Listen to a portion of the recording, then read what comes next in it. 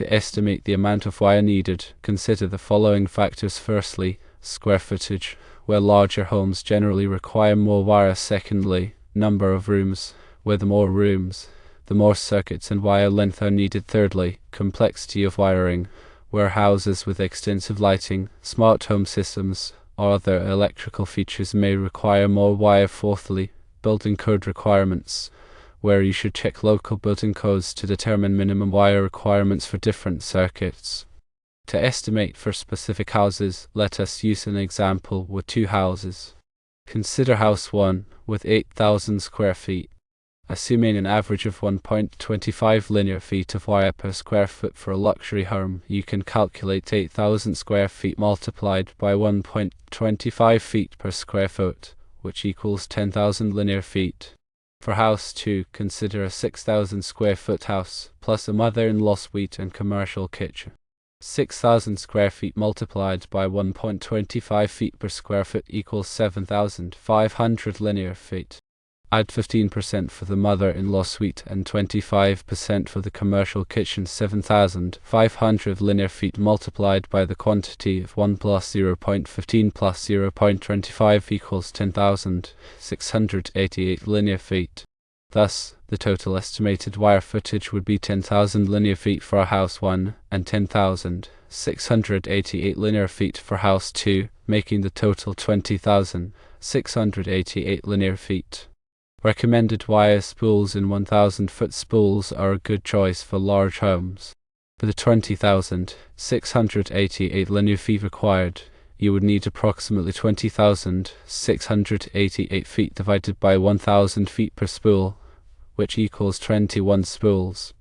Remember to allow for some extra footage for unforeseen circumstances or design changes. Consider purchasing a mix of wire sizes such as 12/2, 14/2, etc. to accommodate different circuit requirements. If you plan to use the leftover wire for future projects, factor in potential storage and handling costs. When planning the wiring for your homes, it's crucial to have a solid understanding of the National Electrical Code, or NEC. The NEC provides guidelines for safe and effective electrical installations, ensuring the protection of people and property.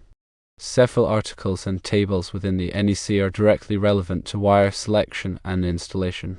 Firstly, NEC Article 310 covers conductors for general wiring. This article provides ampacity tables, which are essential for selecting the correct wire size based on the anticipated current load of each circuit. These tables, such as NEC Table 310.15b16, list the allowable ampacities for various conductor types and sizes under different conditions. Secondly, NEC Article 210 outlines the requirements for branch circuits, including the number of outlets allowed on a circuit and the permissible voltage drop. It is important to size your conductors properly to minimize voltage drop, which can negatively impact the performance of electrical devices. Thirdly, NEC Article 250 details the grounding and bonding requirements. Proper grounding is critical for safety, as it provides a path for fault current to return to the source, tripping a breaker and preventing electrical shock. Fourthly, NEC Article 300 covers wiring methods and materials. It specifies how conductors should be installed, supported, and protected. This includes requirements for conduit, cable trays, and other wiring systems. When determining wire sizes, several factors need consideration. These factors include the ampacity of the circuit, the length of the run, the ambient temperature, and the number of conductors in a raceway or cable. Firstly, ampacity is the maximum current a conductor can carry continuously without exceeding its temperature rating. Use NEC tables to determine the appropriate wire size based on the circuit's ampacity. Secondly, longer wire runs result in greater voltage drop. To compensate for this, you may need to increase the wire size. Voltage drop should be limited to 3% for branch circuits and 5% for feeders. Thirdly, higher ambient temperatures reduce the ampacity of conductors. The NEC provides correction factors to adjust the ampacity based on the ambient temperature. Fourthly, when multiple conductors are installed in a raceway or cable, their ampacity must be directed. The NEC provides adjustment factors to account for this. Consider the types of circuits you will be installing. Common types include lighting circuits, receptacle circuits, appliance circuits, and dedicated circuits for specific equipment. Firstly, lighting circuits typically use 14 American wire gauge or 12 American wire gauge wire, depending on the load. Ensure the wire size is adequate for the total wattage of the lighting fixtures. Secondly, receptacle circuits also commonly use 14 American wire gauge or 12 American wire gauge wire.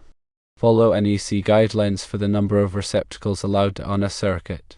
Thirdly, appliance circuits such as those for refrigerators, dishwashers, and washing machines require dedicated circuits with appropriately sized wire and breakers. Fourthly, dedicated circuits for equipment like air conditioners, electric ranges, and water heaters need to be sized according to the equipment's nameplate rating. Consider any smart home systems or specialized electrical features. Smart home systems often require additional wiring for control and communication. Plan for these systems early in the wiring process to ensure proper integration. Specialized electrical features such as home theaters, audio systems, and security systems may also require dedicated circuits and wiring. When estimating wire footage, it's essential to account for waste and slack. Add at least 10% to your total estimated footage to account for waste during installation. Provide enough slack at each outlet and junction box for making connections and future modifications. When selecting wire, consider the different types available. Common types include non-metallic or NM cable, also known as Romex, which is commonly used for residential wiring. It consists of 2 or 3 conductors and a ground wire wrapped in a plastic sheath. Secondly, THHN/THWN wire is single conductor wire used in conduit. It is available in various sizes and insulation types. Thirdly, UF cable is underground feeder cable, used for direct burial applications. It is moisture resistant and suitable for outdoor wiring. Choosing the right wiring method is essential for a safe and efficient electrical system. Factors to consider include the type of construction, the environment, and local codes. Conduit wiring involves running individual wires through metal or plastic conduit. It provides excellent protection for conductors and is suitable for both indoor and outdoor applications. Cable wiring, such as NM cable, is commonly used in residential construction. It is easy to install and cost-effective. However, it is not suitable for all applications. When planning your wiring layout, it's helpful to use a floor plan. Draw the layout of all circuits, outlets, switches, and lighting fixtures on the floor plan. This will help you visualize the wiring paths and estimate the amount of wire needed. Mark the location of all electrical panels, subpanels, and grounding electrodes on the floor plan. This will ensure that the electrical system is properly grounded and protected. After calculating the total wire footage, determine the number of 1,000-foot spools needed. Divide the total footage by 1,000 feet to determine the number of spools. It's always a good idea to round up to the nearest whole number to ensure you have enough wire. When purchasing wire, choose a reputable supplier that offers high-quality product. Look for wire that is UL listed and meets all applicable standards. Consider purchasing a variety of wire sizes to accommodate different circuit requirements. Before starting any electrical work, it's essential to obtain the necessary permits. Contact your local building department to determine the permit requirements. Ensure that all electrical work is performed by a qualified and licensed electrician. After the wiring is complete, have it inspected by a certified electrical inspector. The inspector will verify that the wiring complies with all applicable codes and standards. In addition to the above, consider energy efficiency when planning your wiring. Use LED lighting fixtures to reduce energy consumption. Install occupancy sensors to automatically turn off lights when a room is unoccupied. Use smart home systems to control lighting and appliances remotely. Plan for future expansion.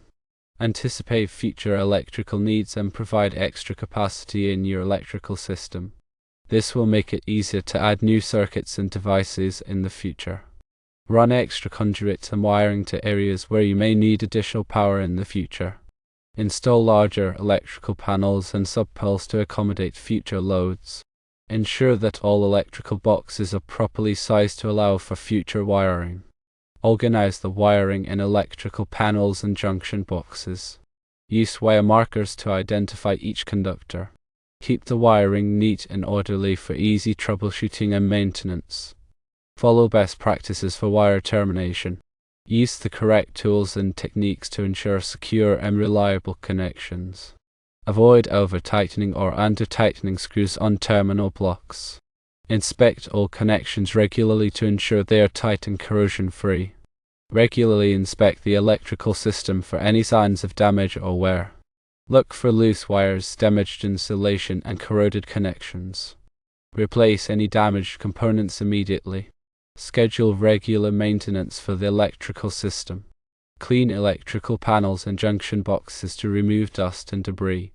Test ground fault circuit interrupters or DFCIs and arc fault circuit interrupters are sized to ensure they are functioning properly. Following these guidelines will help you estimate wire footage accurately and ensure safe and efficient electrical installation for your large residential projects. Remember to always consult with a qualified electrician and adhere to local building codes. By carefully planning and executing your wiring project, you can create a comfortable and reliable electrical system for years to come.